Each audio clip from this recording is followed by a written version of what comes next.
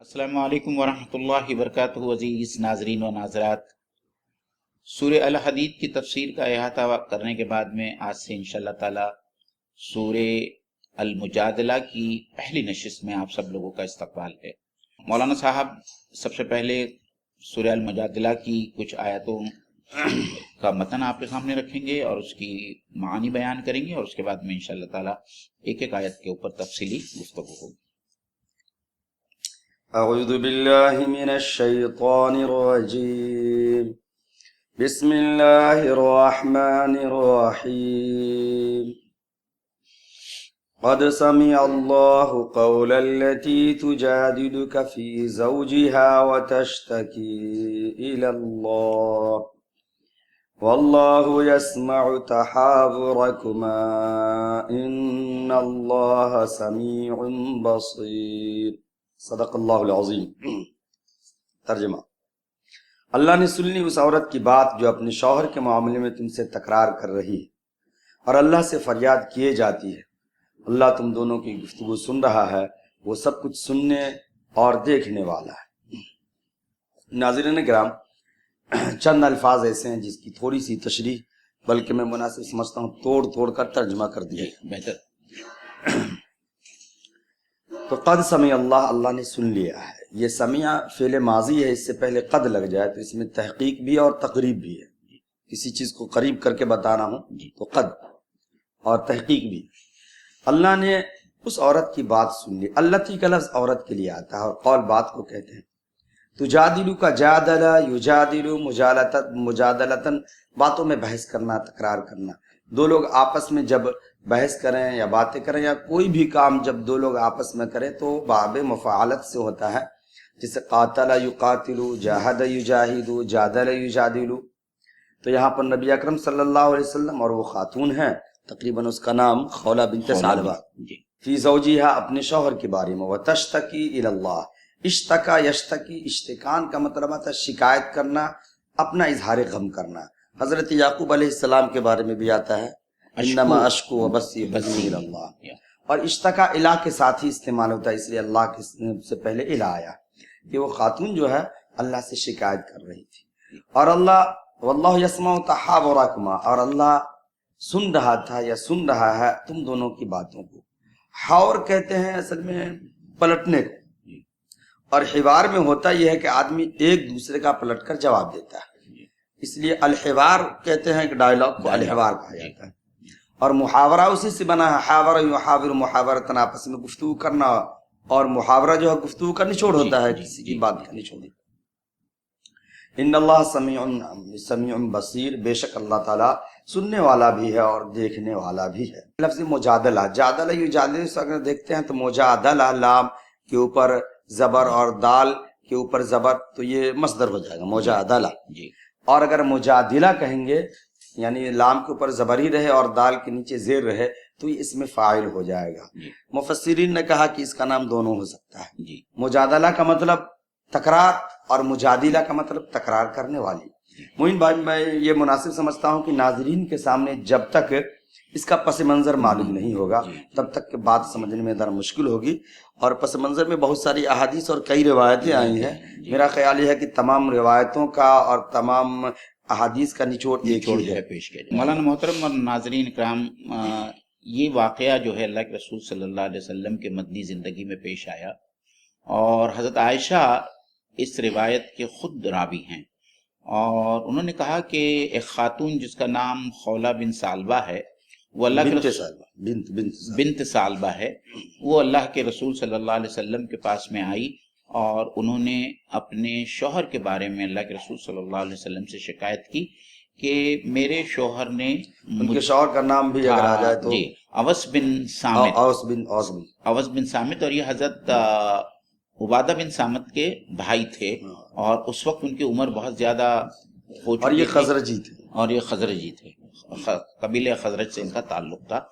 और उस वक्त उनकी उम्र बहुत ज्यादा हो गई थी और हजरत खौला भी जो है बहुत ज्यादा बूढ़ी हो गई थी। उन्होंने आके आप सल्लल्लाहु अलैहि वसल्लम से कहा कि गुस्से की हालत में उनके शौहर ने ज़हार का इजहार किया है, यानी ज़हार कहते हैं, ज़हार कहते हैं اس زمانے میں طلاق دینے کا جو ایام جاہلیت میں جو طریقہ تھا وہ یہ تھا کہ کوئی بھی شوہر اپنے بیوی سے طلاق چاہتا تھا یا اس سے الگ ہٹنا چاہتا تھا تو وہ کہتا تھا کہ انتی علیہ کا ظہر امی، یعنی تو میرے اوپر میری ماں کی پیٹھ کی طرح ہے، یا معین بھائی کسی بھی محرمات سے جی منسوب کر دینا طلاق سمجھا جاتا تھا۔ جی، تو اس بات سے جو ہے وہ جاننا چاہتی تھی کہ کیا اس کے اور اس کے شوہر کے درمیان طلاق واقع ہو گئی ہے، اور اللہ کے رسول صلی اللہ علیہ وسلم کا ایک جملہ ملتا ہے روایتوں میں کہ آپ صلی اللہ علیہ وسلم نے فرمایا کہ میرا گمان ہے کہ تیرے اور اس کے درمیان طلاق ہو گئی۔ اس بات کو سننے کے بعد میں وہ مزید تکرار کرتی ہے اللہ کے رسول صلی اللہ علیہ وسلم سے، اپنی احتیاج کا رونا روتی ہے اور سب تمام باتیں کہتی ہیں کہ وہ اتنی بوڑھی ہو گئی ہے اور اب اس عمر میں اپنے بچوں کو لے کر وہ کہاں جائے گی، اور پھر ساتھ میں یہ بھی کہتی ہے کہ میں اللہ تعالیٰ سے بھی فریاد کر رہی ہوں کہ اللہ تعالیٰ میری فریاد کو سن لے اور میرے لیے اس میں سے کچھ راستہ نکال لے۔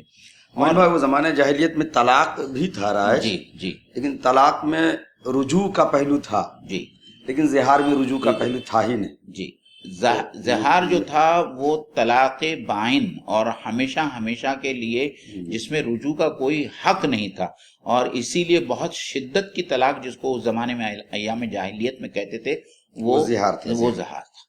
تو اور اس میں ایک بات جو خاص نوٹ کرنے کی ہے، جس کے بارے میں میں آگے بھی آپ لوگوں سے چند باتیں رکھوں گا انشاءاللہ تعالی، حضرت عائشہ کی جو روایت ہے اس میں حضرت عائشہ کا یہ قول ہے کہ وہ عورت اتنے چپکے اور آہستگی کے ساتھ میں اللہ کے رسول صلی اللہ علیہ وسلم سے بات کر رہی تھی کہ حضرت عائشہ جو دوسرے بازو والے کمرے میں تھے وہ جو ہے اس عورت کی تکرار یا اس عورت کی شکایت کا ایک لفظ بھی نہیں سن سکی۔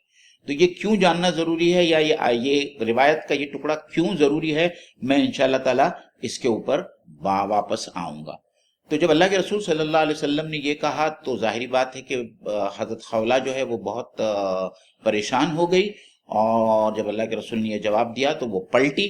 جیسے ہی وہ پلٹ کر گھر سے باہر نکلی، اللہ کے رسول صلی اللہ علیہ وسلم کے پاس میں حضرت جبرائیل امین آئے، اور حضرت جبرائیل امین نے ان آیات کی وحی کی، کیونکہ اس سے پہلے شریعت محمدی میں زہار سے متعلق کوئی رول یا کوئی اصول موجود نہیں تھا، اور اس لیے اللہ کے رسول صلی اللہ علیہ وسلم سے پہلے ایک جگہ ذکر تھوڑا سا آیا بھی تھا سورہ احزاب میں، جی، بس یوں ہی وہاں صرف اس بات کا اظہار تھا کہ جن کو تم اپنی مائیں کہتے ہیں یا جن کو تم اپنے بیٹے کہتے ہیں اپنے منہ سے، اور جو تمہارے نسل سے یا تمہارے نسب سے نہیں ہے وہ تمہارے بیٹے نہیں بن جاتے، لیکن اصول کچھ بیان نہیں کیا گیا تھا، اور زیادہ وضاحت نہیں کی گئی تھی کہ کس طریقے سے جو ہے اس کو ٹیکل کرنا ہے یا کس طریقے سے اس کا معاملہ طے کیا جائے گا۔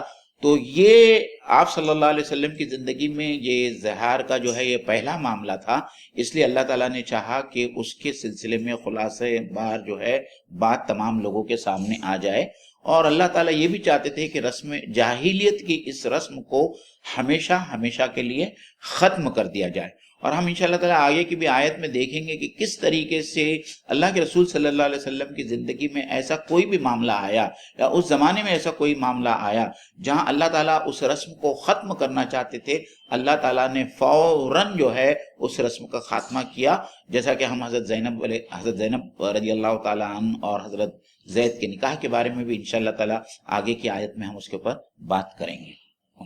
جی موین بھائی، اس میں ایک بات یہ ہے کہ وہ عورت جو یعنی خولہ رضی اللہ تعالیٰ عنہ جی رسول اکرم صلی اللہ علیہ وسلم سے تجادل کا تکرار کر رہی تھی، جی لیکن شکایت اللہ سے کر رہی تھی۔ اس میں ایک پہلو یہ ملتا ہے جی کہ ہم میں سے ہر ایک کو چاہیے کہ اپنی مصیبتوں، بلاؤں، پریشانیوں کا مداوع صرف اور صرف اللہ کے دربار میں ڈھونڈے۔ جی کیا اس میں پہلو نکل رہا ہے کہ نبی اکرم صلی اللہ علیہ وسلم نبی ہیں، آپ صلی اللہ علیہ وسلم کے پاس مسئلہ پوچھنے کے لیے گئی ہیں، لیکن شکایت اور فریاد اللہ سے کر رہے ہیں۔ ہمارا معاملہ یہ ہوتا ہے کہ ہمارے اوپر کوئی مصیبت آتی ہے کوئی، تو سب سے پہلے ہم دوسروں کو ڈھونڈتے ہیں، ادھر ادھر ڈھونڈتے ہیں، اگر معاملہ حل نہیں ہوا دوسروں سے تب اللہ کا دربار کھٹکھٹاتے ہیں۔ حالانکہ ہونا یہ چاہیے تھا کہ پہلے اللہ کے یہاں آدمی فریاد رسی کرے۔ بلکہ میں یہ کہتا ہوں کہ اس دور میں بھی اگرچہ نبی اکرم صلی اللہ علیہ وسلم موجود نہیں، ان سے براہ راست اپنی شکایتیں نہیں کی جا سکتی۔ اس دور میں بھی اگر اللہ رب العزت کو اتنا ہی بھروسہ کیا جائے، اتنا ہی یقین کیا جائے، اور اسی انداز سے اللہ کے سامنے اپنی شکایت کو، اپنی مصیبتوں کو پیش کیا جائے، تو اللہ کوئی نہ کوئی راستہ ضرور نکالے گا۔ مولانا اس آیت میں بذات خود تمام اہل ایمان والوں کے لیے ایک بڑی خوشخبری ہے، اور ساتھ میں تنبیہ بھی ہے۔ اور خوشخبری یہ ہے کہ جیسا کہ میں نے اس روایت میں بتایا کہ حضرت عائشہ رضی اللہ تعالیٰ عنہ نے یہ کہا کہ وہ عورت اتنے چپکے اور آہستگی سے اللہ کے رسول صلی اللہ علیہ وسلم سے بات کر رہی تھی کہ خود حضرت عائشہ کو پتہ نہیں چل سکا کہ وہ کس بات کی شکایت کر رہی ہے۔ اور یہاں اللہ یہ کہتا ہے کہ اتنی خاموشی میں اور اتنی رازدارانہ انداز میں کی ہوئی گفتگو فوراً اللہ تعالیٰ نے سن لی۔ نہ صرف سن لی، اللہ تعالیٰ نے اس کی فریاد رسی بھی کی، اور فوراً حضرت جبرائیل کو بھیجا کہ اس کی جو فریاد ہے، اس کی جو شکایت ہے، اس کے معاملے کو اس طریقے سے حل کیا جا سکتا۔ تو یہ وہ جو قرآن مجید کی ایک آیت ہے کہ زادتہم ایمانا، تو یہ جو بات جو ہے ایمان والوں کے ایمان کو بڑھا دیتی ہے کہ چاہے ہم سرگوشی کے انداز میں بات کریں اپنے دوست سے یا کسی سے، اللہ تعالیٰ ہر وقت ہماری سن رہا ہے، اللہ تعالیٰ ہم کو دیکھ رہا ہے۔ تو یہ ہمارا ایمان اس معاملے میں کتنا بڑھ جانا چاہیے کہ چاہے ہم دعا مانگے، اور بہت سارے اس میں آیا ہے کہ دعا زور سے بھی مانگی جا سکتی ہے، آہستگی سے بھی مانگی جا سکتی ہے، اللہ تعالیٰ بہرحال سنتا ہے۔ تو یہ اس آیت سے میں ناظرین کے سامنے یہی بات رکھنا چاہتا تھا کہ ہم کو اس سے ہمارے ایمان میں کس قدر اضافہ ہوتا ہے کہ ایک عورت جو ہے اتنی خاموشی سے شکایت کر رہی ہے، اور اللہ تعالیٰ فوراً اس کی شکایت کو سن لیتے ہیں، اور حضرت جبرائیل کو فوراً جو ہے یہ وحی کے ساتھ میں اللہ کے رسول صلی اللہ علیہ وسلم کے پاس میں بھیج دیتے ہیں۔ لیکن اس میں حضرت مولانا ایک تنبیہ کا بھی پہلو ہے کہ جس طریقے سے اللہ تعالیٰ ہماری دعاؤں کو سنتے ہیں اور ہم کو دیکھ رہے ہیں کہ ہم کس کے ساتھ میں بات کر رہے ہیں، جیسا کہ آگے کی آیتوں میں یہ بات آئے گی، تو ہم کو یہ بھی سمجھنا چاہیے کہ اگر ہم سے کوئی نافرمانی سرزد ہو رہی ہے، اگر ہم کوئی بری بات کر رہے ہیں، تو وہ بھی اللہ تعالیٰ اس کو اسی طریقے سے دیکھ رہے ہیں اور اسی طریقے سے سن رہے ہیں۔ جیسے بعد میں آگے آئے گا کہ اللہ وہ شاید اپنے گناہوں کے بارے میں بھول گئے ہوں، لیکن اللہ تعالیٰ ان کی نافرمانیوں اور گناہوں کو اللہ تعالیٰ نے بھلایا نہیں ہے، اور قیامت کے دن اللہ تعالیٰ ان کو وہ تمام گناہیں اور نافرمانیاں بتا دے گا۔ یہ آگے کی آیت میں آتا ہے۔ مجھے اس میں دیکھیے قد سمی اللہ کا لفظ، اللہ نے سن لیا، کہ اللہ سن رہا ہے، یہ سن رہا تھا جو بھی ہو۔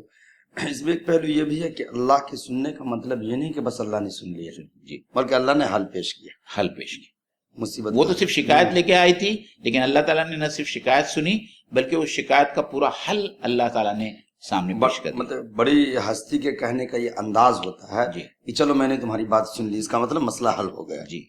معین بھائی، آپ نے جو وہ حدیث پیش کیا حضرت عائشہ والی حدیث، اس میں ایک پہلو اور نکلتا ہے، وہ یہ ہے کہ یہ ناممکن ہے کہ ایک گھر میں میاں بیوی ہوں یا دو چار لوگ ہوں اور آپس میں کھٹ پٹ انبن نہ ہو۔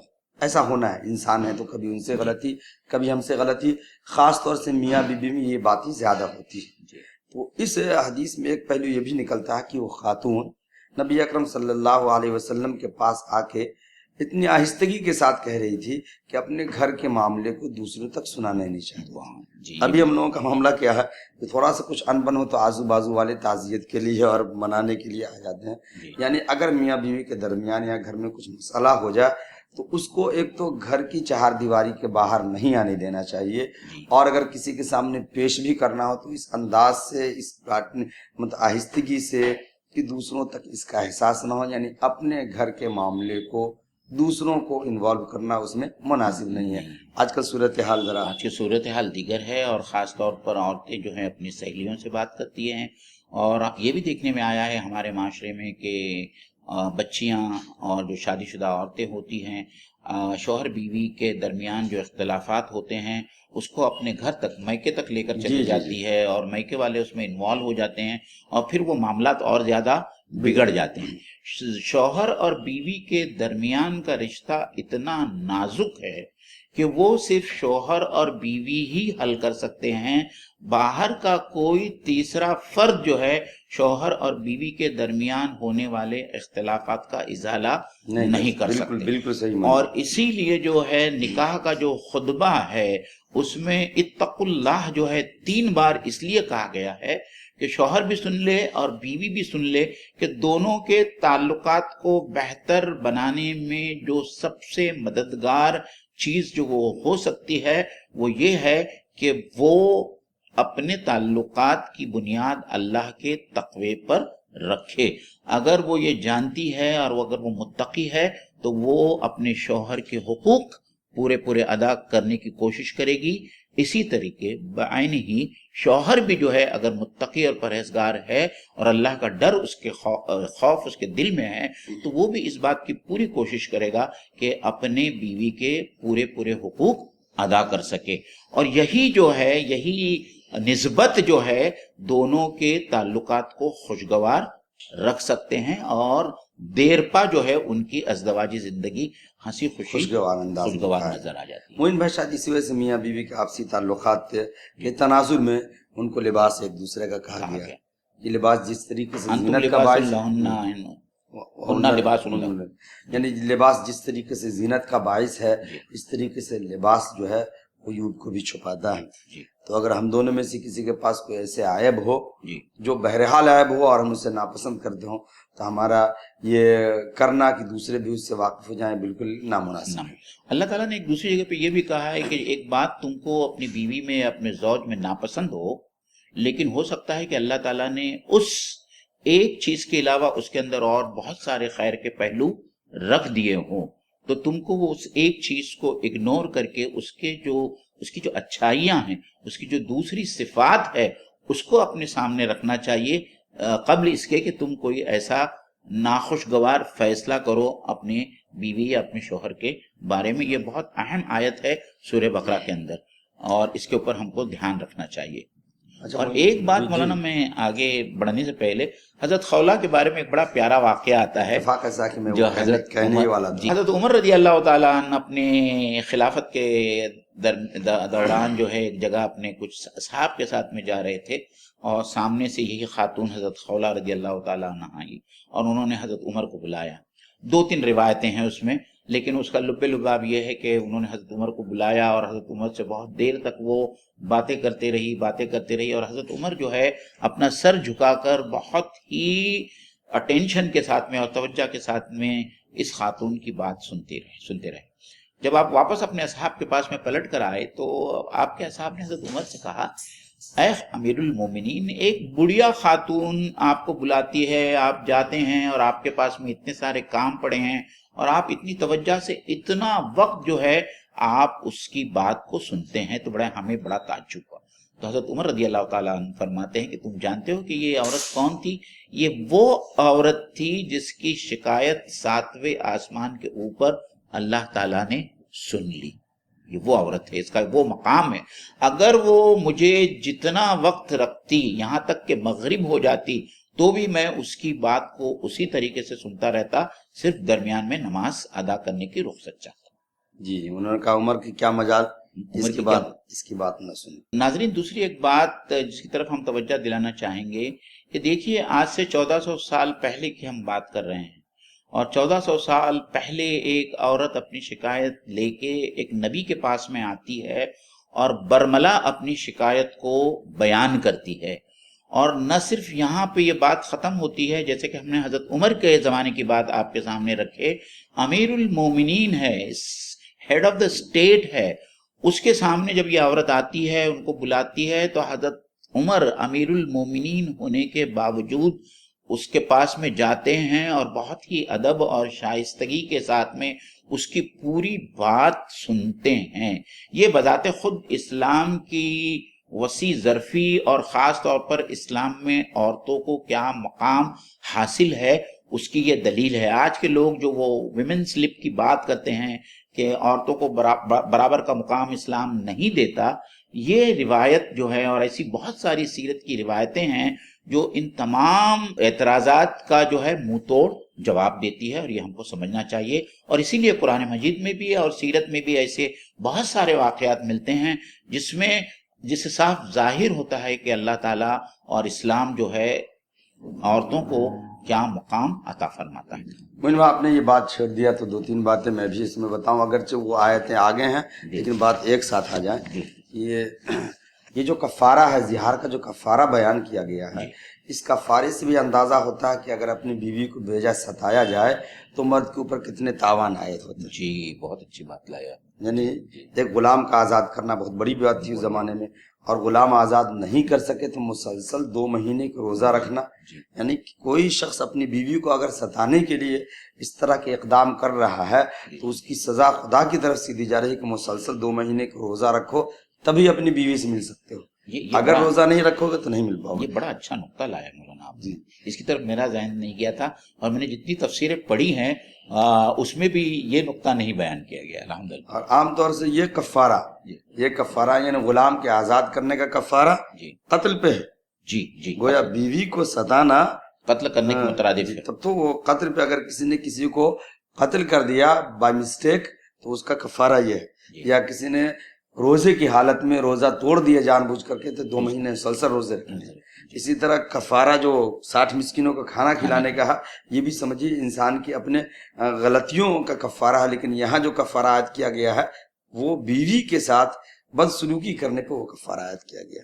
اس سے یہ اندازہ ہو سکتا ہے کہ بیوی کی اور عورتوں کی کتنی اہمیت ہے اسلام کے نزدیک، لیکن نافہم اور کم فہم لوگ بس واویلا کیے ہوئے ہیں کہ عورتوں کے حقوق نہیں ہیں اسلام میں۔ اور پھر مولانا اس میں یہ ہو جاتا ہے کہ ہماری عورتیں بھی قرآن مجید کو پڑھے بغیر، احادیث و سیرت کو پڑھے بغیر اس جو پورا جو پروپیگنڈا ہے اس کا شکار ہو جاتی ہے، کیونکہ وہ سیرت سے واقف نہیں ہے، وہ قرآن مجید کی تعلیمات سے واقف نہیں ہے۔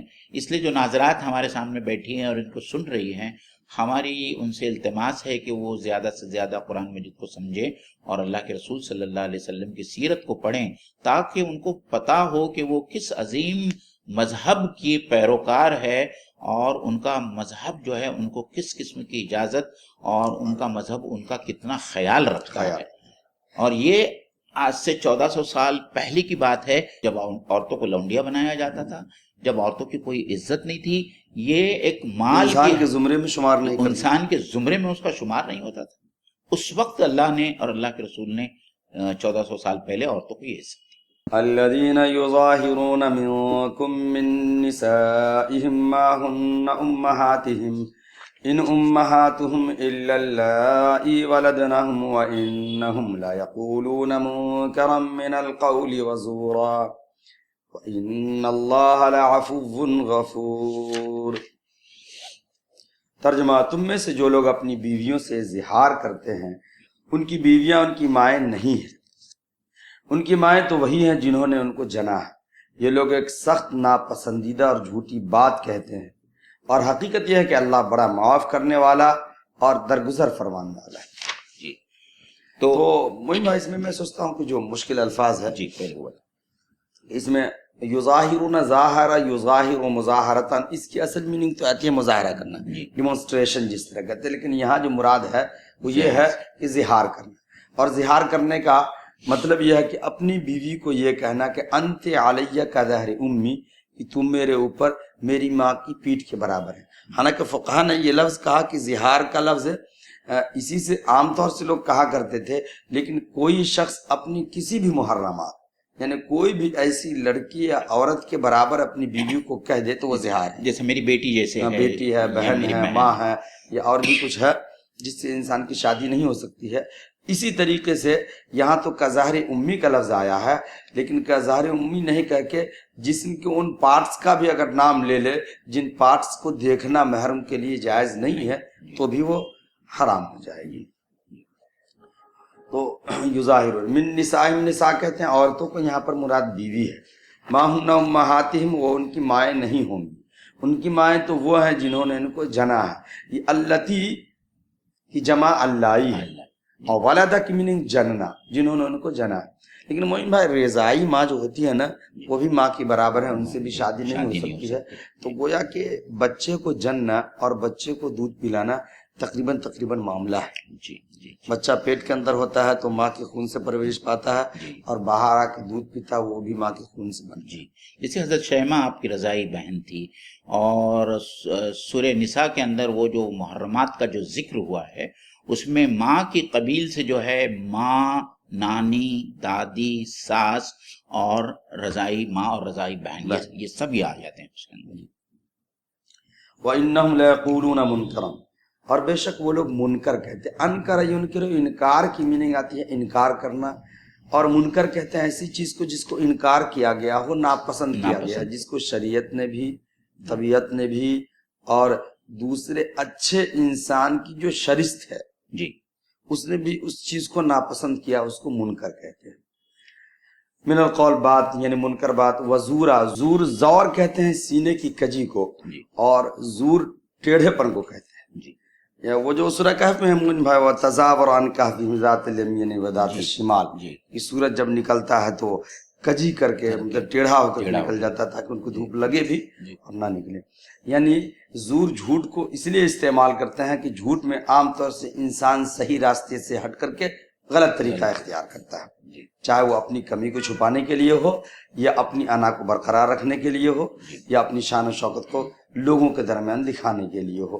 یعنی اصل جو راستہ ہے اس کو اس سے کٹ جاتا ہے. اس کے بعد آیت کا حصہ ہے کہ وَإِنَّ اللَّهَ لَعَفُوٌّ غَفُورٌ، کہ بے شک اللہ تعالیٰ درگزر فرمانے والا ہے. اللہ تعالیٰ کی یہ صفت جو ہے عفوٌ، نبی اکرم صلی اللہ علیہ وسلم نے بہت استعمال کیا حدیث میں. اور اس کا غفور یعنی معاف کرنے والا ہے. مولانا اس میں ایک کچھ اصولی باتیں ہیں جو ناظرین کے سامنے رکھنا چاہیے. جی پہلے سب سے پہلے اصولی بات جو اللہ تعالیٰ یہ رکھ رہا ہے کہ جو رشتہ داریاں ہیں اس کی نسبت یا اس کی بنیاد کیا ہوگی، یہ بہت اہم بات ہے. کیونکہ آج کے زمانے میں بھی ہم دیکھتے ہیں کہ بہت سارے لوگ بچوں کو گود لے لیتے ہیں، یا ان کی منہ بولی بہن ہوتی ہے، یا کوئی لیپالک یا جس کو کہتے ہیں کسی بچے کو گود لے لیتے ہیں. تو اسلام ان تمام رشتوں کو قبول نہیں کرتا، اس سینس میں کہ یہ رشتہ دار جو منہ بولے رشتہ دار ہوتے ہیں وہ حقیقی رشتہ دار نہیں ہوتے، اور ان کے وہ سب حقوق نہیں ہیں جو حقیقی رشتہ داروں کے ہوتے ہیں. جس طریقے سے ایک شخص کے ورثہ جو ہوں گے، ان ورثہ میں ان منہ بولے بھائی بہن اور بیٹے کا کوئی حصہ نہیں ہوگا. یہ ایک بہت ہی اصولی بات ہے. اور اس اصولی بات کو سمجھنے کے لیے ہم یہ بات بھی سمجھے، اور جو بات میں نے پہلے بھی کہی کہ اللہ تعالیٰ نے آپ صلی اللہ علیہ وسلم کی زندگی میں جہالت کی جتنے رسمیں اس وقت تھی، اللہ کے رسول صلی اللہ علیہ وسلم کے ذریعے ان جہالت کی تمام رسموں کو ختم کیا، اور وہیں یہ کہا کہ کیونکہ آپ کے بعد میں کوئی دوسرا نبی نہیں آنے والا ہے. اس زمانے میں منہ بولے بیٹوں کی بیویوں کے ساتھ میں شادی کرنا بہت ہی بڑا گناہ یا معیوب کام سمجھا جاتا تھا. اس لیے جب اللہ کے رسول صلی اللہ علیہ وسلم کے منہ بولے بیٹے حضرت زید، جو بہت دنوں تک زید بن محمد کہلائے جب تک کہ اللہ کی طرف سے حکم نازل نہیں ہوا کہ تم آدمی کو یا بچوں کو ان کے باپ کے نام سے یاد کرو، تو جب حضرت زید نے حضرت زینب کو رضی اللہ تعالیٰ عنہا کو طلاق دی، اور طلاق دینے کے بعد میں اللہ تعالیٰ اس رسم کو ختم کرنا چاہتا تھا کہ لیپالک اولاد یا لڑکے کی جو بیوی ہوگی وہ تمہاری بہو نہیں ہے، اور اس سے شادی ہو سکتی ہے. اور یہ بھی سیرت کی ایک عجیب و غریب بات ہے کہ حضرت زینب کا نکاح اللہ تعالیٰ نے خود اللہ کے رسول صلی اللہ علیہ وسلم کے ساتھ میں کیا. یہ سیرت کا ایک عجیب و غریب پہلو ہے. یعنی نکاح آسمان پہ پڑھایا گیا، نکاح آسمان پہ پڑھایا گیا. حضرت زینب کا نکاح آپ صلی اللہ علیہ وسلم سے زمین پر نہیں ہوا. اس پہ حضرت زینب فخر بھی کیا کرتی اور اس کے اوپر حضرت زینب فخر بھی کیا کرتی تھی.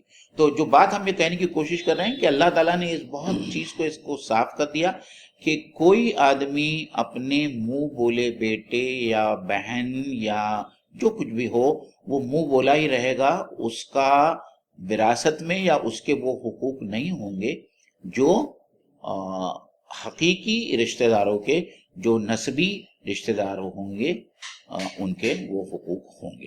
موہن بھائی یہ چیز سمجھنے کی ہے جی اس لیے کہ ہمارا دین جو ہے نا، دین اسلام یہ فطری دین ہے، فطری. جی اور فطرت کے خلاف اگر کچھ ہوتا ہے جی تو سمجھیے کہ اسلام اس کی مخالفت کرتا ہے. دیکھنے میں تو بہت اچھا لگتا ہے کہ کسی کو اولاد نہیں ہو رہی تھی، منہ بولا بیٹا بنا لیا، بیٹی بنا لیا کسی کو، لیکن آگے چل کے بڑے مسائل ہوتے ہیں. جی جس کسی نے کسی کو بیٹا بنا لیا اور اتفاق سے اس کے اولاد ہو گئی، جی پھر اس کی کوئی جگہ نہیں رہتی ہے اس بچے کی، جی جی جی، وہ محبت وغیرہ سب ختم ہو جاتی ختم ہو جاتی ہے۔ جی، اور پھر اس کی اہمیت، کبھی کبھی تو ایسا ہوتا ہے جی کہ بچہ جب بڑا ہونے کے بعد اس کو معلوم ہوتا ہے کہ میرے ریئل ماں باپ وہ ہیں، جی جی تو جی پھر وہ سمجھ نہیں پاتا ہے کہ ہم کس کی طرف اپنی محبت کو باقی رکھ سکیں، جی، وہ ذہنی طور سے بہت کشمکش کا شکار رہتا ہے۔ بہت صحیح بات، بہت صحیح بات۔ لیکن اس بات کو ہم اور سمجھاتے چلیں ناظرین کو کہ اللہ اور اللہ کے رسول یہ نہیں چاہتے کہ ہم یتیموں کے ساتھ میں اور اس قسم کے نادار بچوں کے ساتھ میں جن کو ہم نے گود لیا ہے اس سے ہم اچھے تعلقات نہ رکھیں یا ان کے ساتھ میں جو ہے صلہ رحمی نہ کریں یا ان کی مدد نہ کریں یا ان کو یہ نہیں کریں، یہ اس بات سے جو ہے اللہ اور اللہ کے رسول نہیں روکتے۔ گود جن بچوں کو لیا جاتا ہے جی کوئی ضروری نہیں وہ یتیم ہی ہو، جی جی، بس اوقات کسی کو اولاد نہیں ہو رہی ہوتی ہے ہے تو وہ اور کسی مالدار کے بچے ہی کو گود لے لیتے ہیں۔ جی جی لیکن یہ معاملہ جو جہاں تک آپ نے بتایا یتیم اور غریب بچے کا، یہ معاملہ تو کامن ہے، کامن چاہے وہ مطلب ایک اپنا ہو، دوسرے کا ہو، مالدار ہو، غریب ہو، جی کسی کو بھی آدمی لے لیتے ہیں۔ جی تو یتیم کا معاملہ دوسرا ہے، جی لیکن گود لینے والے کا معاملہ دوسرا ہے۔ جی۔ تو اور دوسری بات مولانا جس کی طرف میں اشارہ کرنا چاہوں گا کہ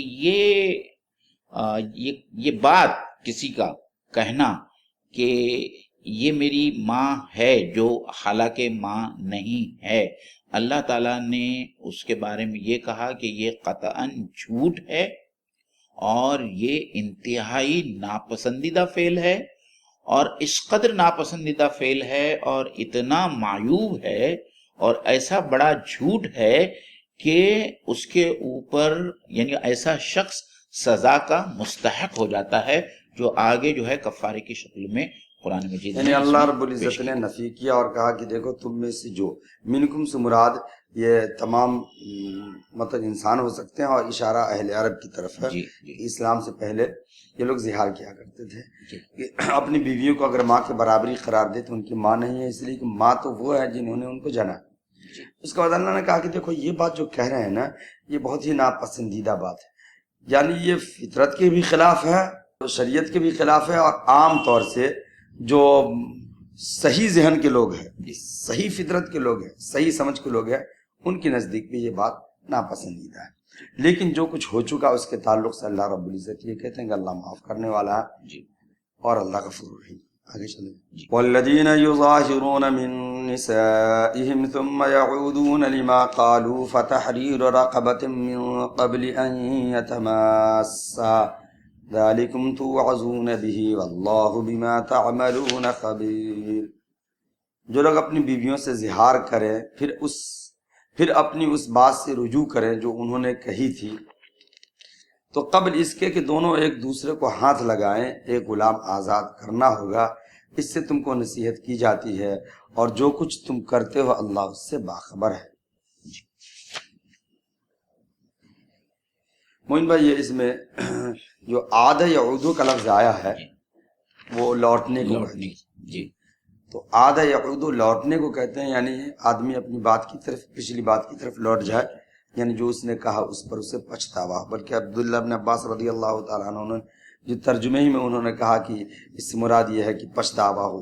جی اس کے بعد اس میں جو لفظ آیا ہے وہ یہ ہے کہ تحریر و حرر یحرر، تحریر کی میننگ آتی ہے آزاد کرنا، اس لیے حر کہتے ہیں آزاد انسان کو، اور اردو میں وہ ہم جو لکھتے ہیں نا اس کو بھی تحریر کرتے ہیں، جی اس لیے کہ انسان کے ذہن میں جو چیز قید ہوتی ہے نا اس کو انسان کاغذ پہ لکھ کے آزاد کر دیتا ہے۔ جی، بڑی پیاری بات ہے۔ جی تو ویسے بھی کبھی کبھی انسان بہت زیادہ ٹینشن میں ہو اور کچھ لکھ دے کاغذ پہ، اور جو لکھنا ہے لکھ کر کے بھڑاس نکال دے، کسی کو کہہ دے تو سکون ملتا ہے۔ جی تحریر اور رقبہ، تحریر اور رقبہ قرآن مجید میں جا بجا استعمال ہوا ہے، تو اس کی آپ تھوڑی سی وضاحت کریں، کیونکہ اس زمانے میں غلاموں کا رواج تھا، تو اسلام نے اس بات کی بہت ترغیب دی کہ جا بجا کفارے کی شکل میں یا نیکیوں کی شکل میں اللہ اور اللہ کے رسول نے غلاموں کو اور لونڈیوں کو آزاد کرنے کی ترغیب دی ہے، اور اسی طریقے سے جو ہے آپ صلی اللہ علیہ وسلم کے زمانے میں اور حیاتی میں غلاموں کا اور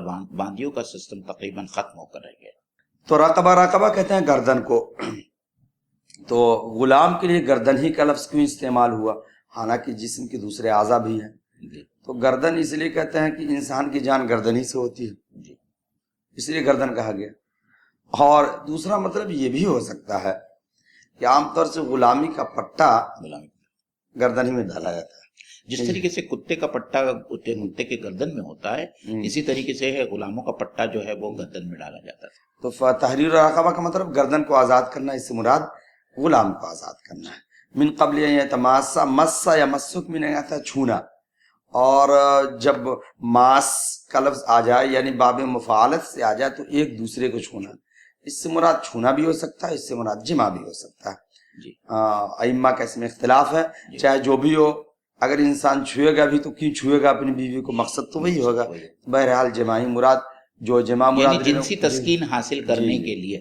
مولانا ایک بات یہاں میں آپ کو روک کر یہ کہتا ہوں کہ قرآن مجید کی فصاحت اور بلاغت کا کمال ہے کہ دوسرے آسمانی صحیفوں میں جس طریقے سے اور جتنی لاپرواہی کے ساتھ میں لوگوں نے تحریف کی اور اس میں جنسیات کو شامل کر دیا، اس کے برخلاف قرآن میں جہاں جہاں اس بات کو پیش کیا گیا ہے اس کو اتنے رمز اور کنائے کے انداز میں پیش کیا گیا ہے کہ سبحان اللہ، مطلب دل اشعش کر اٹھتا ہے کہ اللہ تعالیٰ نے اپنے کلام کے وقار کو کس طریقے سے باقی رکھا ہے. اولا مستم النساء ایک جگہ پہ آیا، جب تم اپنی عورتوں کو چھوئیں، اور اس سے کنائے میں یہ کہا گیا ہے کہ جب تم اپنی عورتوں کے ساتھ میں صحبت کرو. اس کے بعد میں جو ہے وہ غسل کے جو فرائض جو آئے ہیں وہ قرآن مجید میں. یہاں پہ بھی جو ہے یہ تماسا وہی مس سے آیا ہے کہ جب تم اپنی انہی عورتوں کو تم چھونا چاہو یا ان سے صحبت کرنا چاہو تو اس سے پہلے تم کو کیا کرنا. یہ قرآن مجید کی اور اللہ تعالیٰ کے کلام کی فصاحت اور بلاغت کی ایک بہت پیاری آپ نے بات چھیڑ دیا تو یہاں یہ صرف یہی معاملہ نہیں بلکہ وہ الفاظ جس کا استعمال کرنا عام طور سے لوگ غیر مہذب سمجھتے ہیں، ان الفاظ کو بھی قرآن نے چھوڑ دیا ہے. جیسے وہاں جو ہے او جاء احد منکم من الغائط، اولا مستم النساء، غائط کا لفظ جو ہے غائط کا لفظ جو ہے یہاں ٹوائلٹ کے لیے استعمال ہوا، جبکہ غائط کا اصل میننگ آتا ہے دور دراز کہیں کھائی وغیرہ. عام طور سے لوگ وہاں جایا کرتے تھے. تو ٹوائلٹ کے لیے جو لفظ وہ ہے، یعنی رفع حاجت کے لیے جو اصل لفظ ہے وہ لفظ نہیں استعمال کر کے غائط کا لفظ استعمال کیا. یا کوئی کھائی سے دور دراز سے آیا ہو تو اسے چاہیے کہ وضو کرے. بڑی پیاری بات. ذالکم توعظون، یہ وہ چیز ہے جسے تمہیں اس کی ذریعے نصیحت کی. واعظہ کی معنی نصیحت کرنا ہے، توعظون تمہیں نصیحت کی جاتی ہے، اور اللہ تعالیٰ جو کچھ تم کرتے ہو اسے جاننے والا ہے. یعودون کی تھوڑی سی یعودون کی جو اس میں دو رائے آئی ہیں. ایک رائے تو یہ آئی ہے کہ جو لوگ ایام جاہلیت میں یہ کرتے تھے اور اگر دوبارہ کریں گے تو ان کو کفارہ دینا ہوگا، یہ ایک رائے ہے. لیکن زیادہ تر یہ ظاہریہ کی جو ہے بات ہے، لیکن زیادہ تر مفسرین اس بات پر گئے ہیں کہ اگر ماضی میں انہوں نے ایسا کام نہیں بھی کیا ہو اور اب بھی اگر وہ ایسا کام کریں گے تو یہ کفارہ ان کے اوپر لازم ہوگا. یعنی یعودون کا مطلب یہ ہے کہ اگر انہوں نے اپنی بیوی سے زہار کیا اور زہار کرنے کے بعد پچھتاوا ہوا اور وہ اپنی بات کی طرف لوٹنا چاہتے ہیں، یعنی بات کو واپس لینا چاہتے ہیں، تو ان کو کفارہ دینا ہوگا، تبھی وہ اپنی بیوی کو چھو سکتے. اور آگے کی آیت میں جو ہے وہ کفارے کا اور زیادہ ذکر ہے جو پچھلی آیت میں نہیں آیا. فَمَن لَّمْ يَجِدْ فَصِيَامُ شَهْرَيْنِ مُتَتَابِعَيْنِ مِن قَبْلِ أَن يَتَمَاسَّا فَمَن لَّمْ يَجِدْ فَإِطْعَامُ 60 مِسْكِينًا ذَلِكَ لِتُؤْمِنُوا بِاللَّهِ وَرَسُولِهِ وَتِلْكَ حُدُودُ اللَّهِ وَلِلْكَافِرِينَ عَذَابٌ أَلِيمٌ. اور جو شخص غلام نہ پائے وہ 2 مہینے کی پے در پے روزے رکھے قبل اس کے کہ دونوں ایک دوسرے کو ہاتھ لگائیں، اور جو اس پر بھی قادر نہ ہو وہ 60 مسکینوں کو کھانا کھلائے. یہ حکم اس لیے دیا جا رہا ہے کہ تم اللہ اور اس کے رسول پر ایمان لاؤ. یہ اللہ کی مقرر کی ہوئی حدیں ہیں اور کافروں کے لیے دردناک عذاب ہے. اللہ اس میں صرف ہم یہ بتانا چاہیں گے، سب الفاظ جو ہے معلوم الفاظ ہے. ہم صرف یہ بتانا چاہیں گے کہ اللہ تعالیٰ نے جو کفارے کی مختلف شکلیں سامنے رکھی ہیں اور وہ ہم حضرت خولا کے متعلق بھی آپ کو آگے بتائیں گے. ایک تو یہ ہے کہ ہم ایک غلام کو آزاد کریں. پھر اس آیت میں یہ بات کہی جا رہی ہے کہ اگر تم میں اتنی استطاعت نہیں ہے کہ تم غلام کو آزاد کر سکو تو پھر جو ہے تم کو 2 مہینے کے پے در پے مسلسل جو ہے روزے رکھنا. لیکن اگر تمہیں یہ بھی طاقت نہیں ہے، تم بوڑھے ہو یا بیمار ہو، تو پھر تم کو 60 مسکینوں کا کھانا کھلانا ہے۔ تو یہ 1، 2 اور 3 جو ہے یہ کفارے کی یہ شکلیں ہیں۔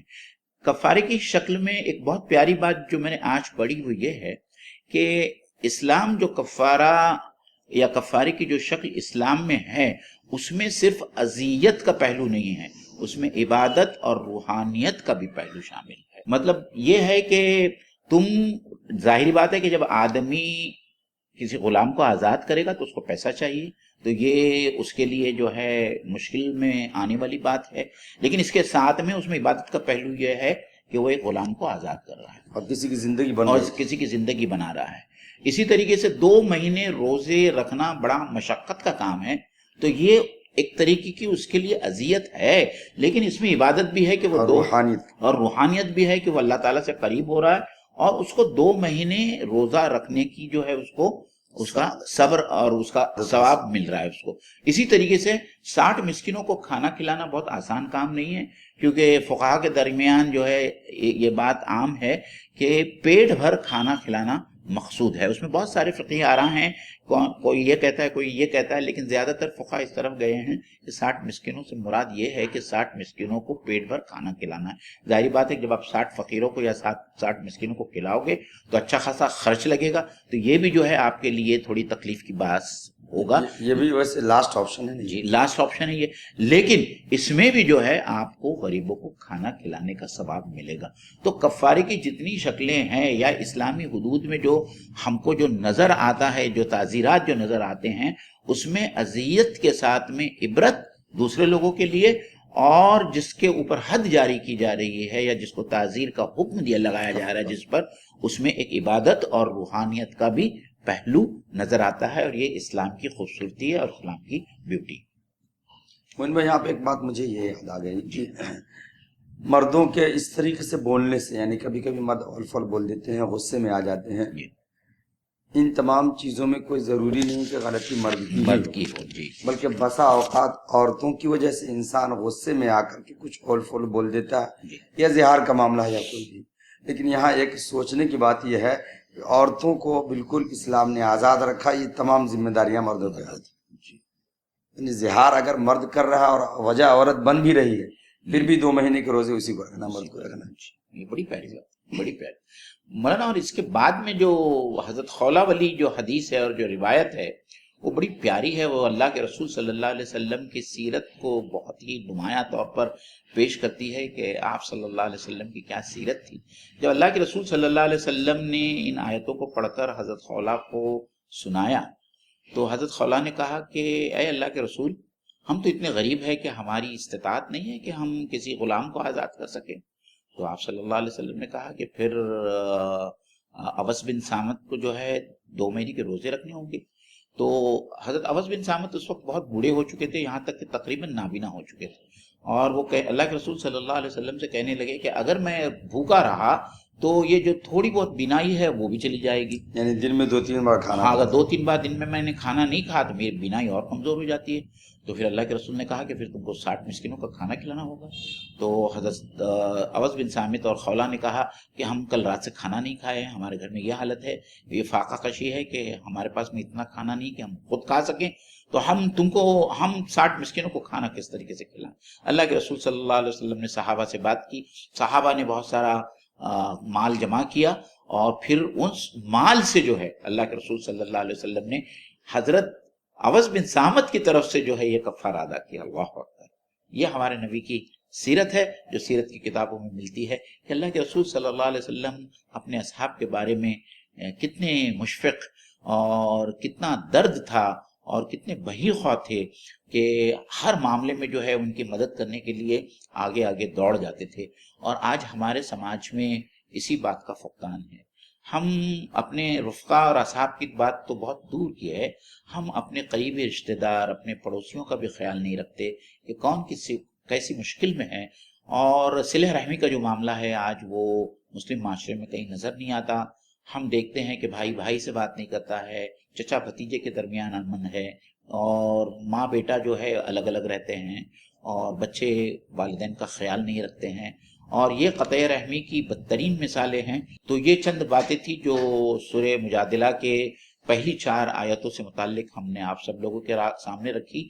انشاءاللہ تعالیٰ آگے کی جمعرات کو ہماری آپ سے پھر دوبارہ ملاقات ہوگی، جس میں سورہ مجادلہ کی آگے کی آیتوں کی تفسیر انشاءاللہ تعالیٰ ہم آپ لوگوں کے سامنے رکھیں گے۔